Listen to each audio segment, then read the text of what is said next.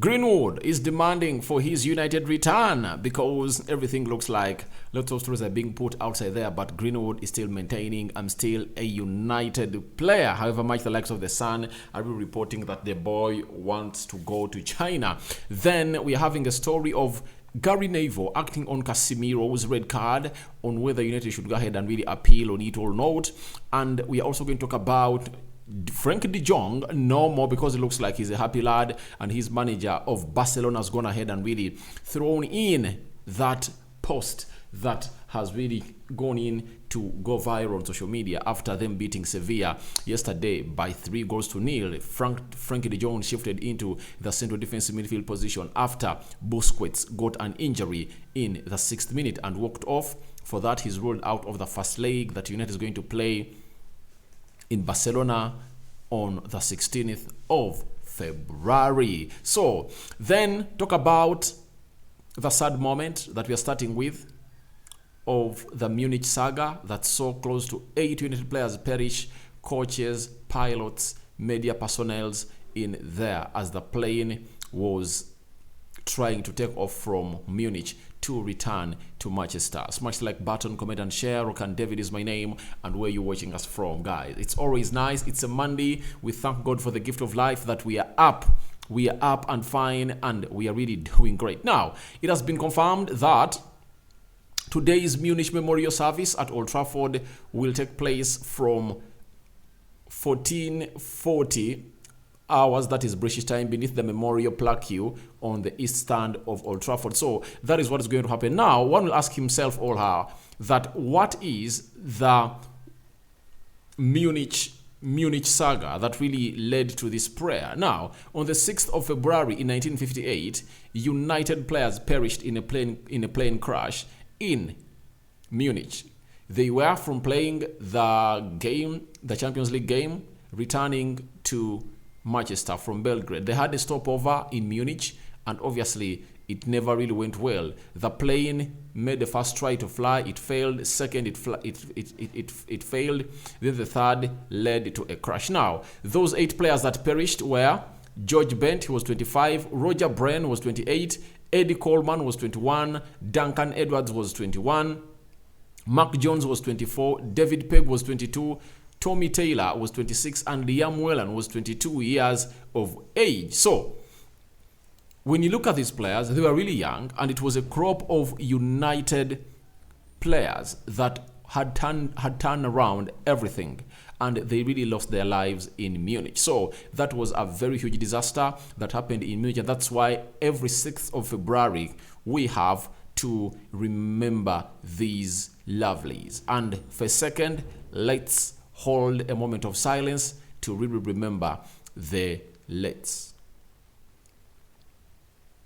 May their souls rest in eternal peace. All right, that is it. Now, let's get into this. Greenwood has gone ahead to demand for a United return. And what has he done? Mason Greenwood has really gone to his Instagram after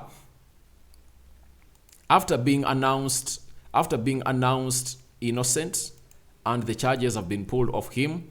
This is what Greenwood has really gone ahead to do. Greenwood has gone ahead to remove most of his posts from Instagram. However, he has left 9 which feature him playing for Manchester United. His bio has stayed the same, tagging the club and Nike. So there is a huge shift into this. I read a story coming from Athletic that was not publicized a lot, that very many people didn't even give a go. But the fact is, by the time Greenwood was really was really arrested after her girlfriend alleged that he had really violated her and assaulted her sexually, nothing was left in between him and Nike. And ever since then, he never had Nike on his bio in Instagram, because Nike came out and terminated his contract. After terminating his contract, that means he had to take the word Nike, as you see it here, off his bio, but United was still there. This time round, Greenwood has really brought back Nike, because Nike really got to know that, all right, we have now a player back. He has been acquitted of his charges. Now he's a free man. Now we are going to refund him his money for the last 12 months. Now, they've paid him the amount of money they're supposed to pay him for the last 12 months that he missed out. And obviously, he's back onto the Nike website. And obviously, leaving Manchester United onto the bio is also another indicator that he wants to get back to the club. Though rumors were put out by The Sun that maybe Greenwood is annoyed or is pissed because of how the club really acted when he was going through this turmoil, and they never gave him support. Something I don't believe, because what other support do you want from a club like Manchester United? What other support do you want from Manchester United more than them keeping you on their website, submitting your name with the Premier League squad, secondly, and paying all your bills, paying the money, fulfilling your contract? Because the most important thing for a player is a club to pay the money and fulfill the contract. The contract of Greenwood runs until 2025 with 2 more optional years. For all the months has spent without playing for Manchester United, his salary has been paid by United £78,000 a week. That's the amount of money that he has been earning. So I believe he has gone ahead to confirm that I really want to return to Manchester United by deleting all other posts, and only those him donned into the United jersey have been left onto his Instagram account, and that is a sign of him showing that I want to return. However, much players of Manchester United are really trying not to see him back this season. They want him to return next season because they believe him returning now will really disorganize the dressing room, and you get what they are saying. I think Greenwood, even if he's to return, he's not going to play football this season. I know many people are really asking for his return, but let's be factual. Even if Greenwood returns today and starts training, it's going to take him close to 2 months to get back to where it's supposed to be. Have you ever asked yourself why a preseason is always for 2 months? June, July and August, because these players have been off for a full month without playing football.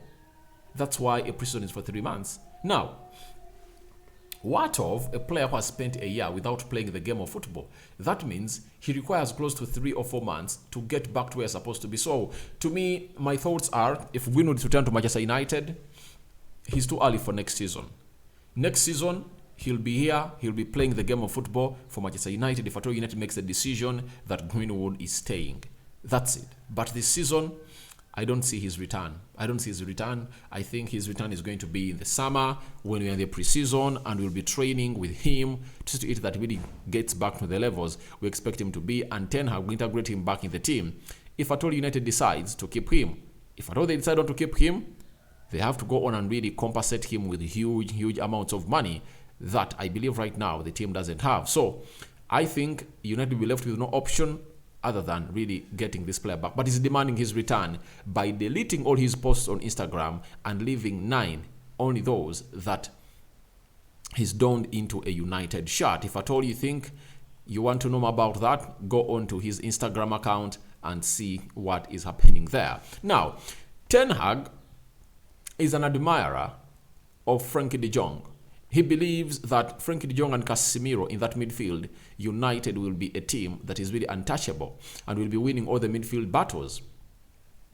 Samuel Lucas, in January, I think mid-January, put out a story that Ten Hag is obsessed to bring Frankie de Jong to Old Trafford. And the reason as to why we spent 5 months in the summer chasing in for him was simple. Ten Hag had a private chat with Frankie de Jong, and Frankie de Jong confirmed to him that he would be happy to join him at Manchester United. That's why we went in. Barcelona agreed the fee, and everything really never went to materialization. Do you know why? The team of Barcelona failed to pay Frankie de Jong the deferred wages. Now it looks like Frankie de Jong is happy, and his manager Xavi, yesterday after beating Sevilla by 3-0, has really come out and issued a statement that we have found the right position for Frankie de Jong. He's very happy. It shows. Now, I think he's the highest paid player right now at Barcelona. Barcelona have a very huge wage bill that they need to reduce. Amidst all that, Xavi feels like maybe they found a perfect position for Frankie de Jong. Amidst him going out searching for replacements of Sergio Busquets, maybe Frankie de Jong is the ideal replacement of this guy. And I believe Barcelona were just trying to make news. But if at all you know what Frankie de Jong is all about, he's all about a CDM.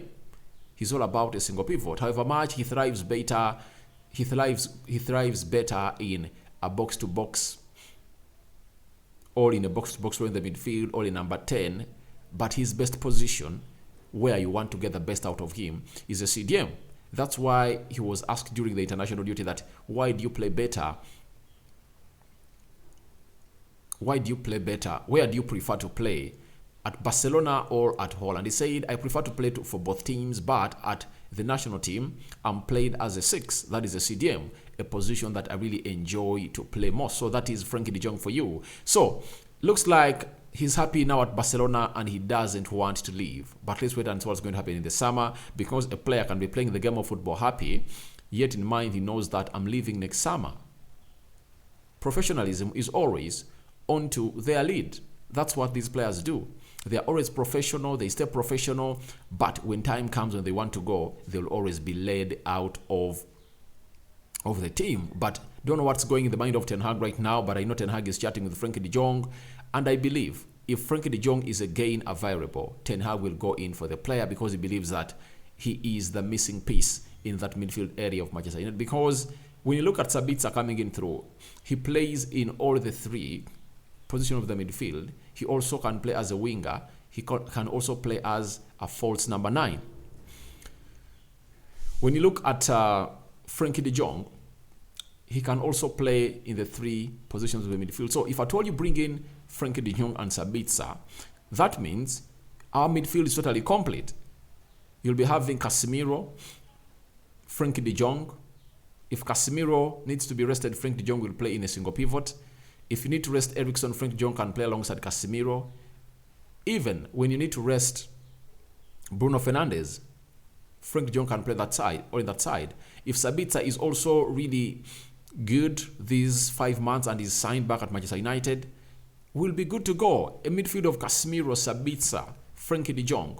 It will be such strong. Eriksen, Donny van de Beek and Bruno Fernandes. It will be such a strong midfield, but let's wait and see how things unfold, because Ten Hag really looks like he needs to get in another midfielder. Reason being, Scott McTominay is one of those that are really going to be sold. That story is coming up next after this story.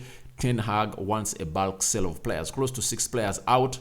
Why? He needs to sell. He needs to sell to buy. So, Xavi is really great that the player is really happy, but we never know the connection Ten Hag has with Frankie de Jong can lure him into a move to Manchester United, because Xavi has, when you look at the connection of Xavi and Frankie de Jong, it's not as strong as that of Frankie de Jong and Erik Ten Hag.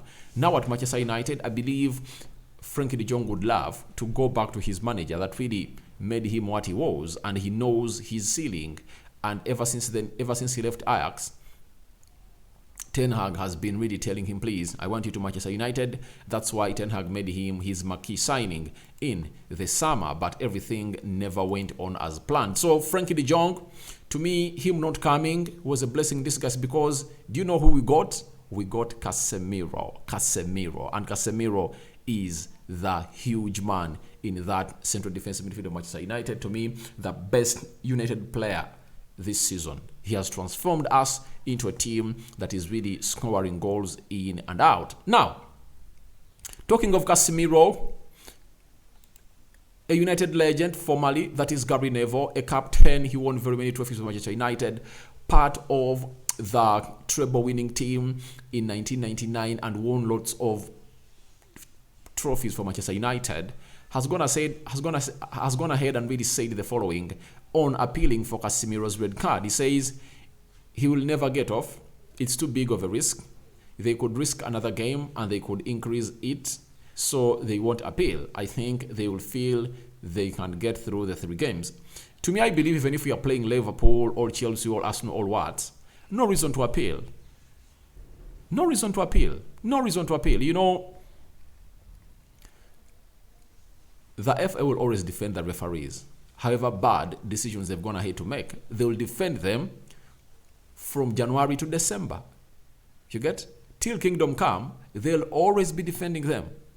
And I agree with Gary Neville on this. It's better Casemiro gets a rest, because he has been playing very many games, and I believe he's one of those players that has really gotten enough rest, and he needs this rest, because we are having 3 games that is going to play On the 16th, he's going to be playing against Barcelona. Then he returns on the 22nd, I think, to play against Barcelona at Old Trafford.